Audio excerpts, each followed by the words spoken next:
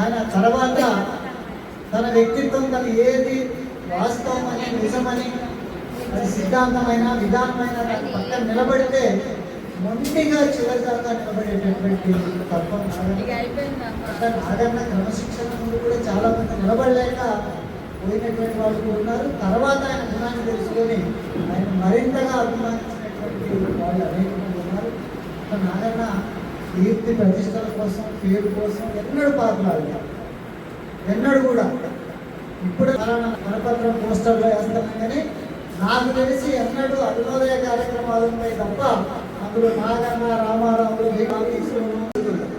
అట్లా పీడిఎస్సీ ఉద్యమంలో లేదు యువజన ఉద్యమంలో వందల వేల మంది ముందుకొచ్చి తర్వాత ఉద్యోగాలు స్థిరపడటము కుటుంబాల కోసం పనిచేసుకోవడము సహజంగా జరుగుతుంది. కానీ నాగన్న విప్లవోద్యమంలో ప్రవేశించిన తర్వాత అనేక ఆటుపోట్లు 50 సంవత్సరాల కాలంలో ఉత్తాన పతనాలు ఎన్నో నాగన్న జీవనగామంలో విప్లవోద్యమంలో చూసింది.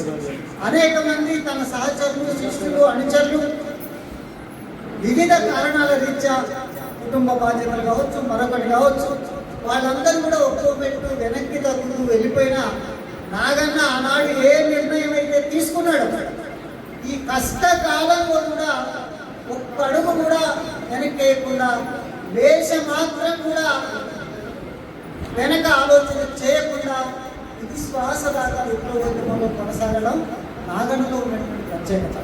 ఇది చాలా తక్కువ మందికి ఇట్లాంటి చరిత్ర ఉంటుంది. అట్లాంటి అరుదైనటువంటి చరిత్రని కామ్రేడ్ నాగన్న సొంతం చేసుకున్నాడు. కామ్రేడ్ నాగన్న సంతాప సభని ఈనాడు జిల్లా పార్టీ ఆధ్వర్యంలో ఇక్కడ నిర్వహించుకుంటున్నాం. ముందుగా ఈ సభను ఉద్దేశించి మన పార్టీ రాష్ట్ర నాయకులు కామ్రేడ్ గోవర్ధన్ అన్న ముందుగా మాట్లాడతారు.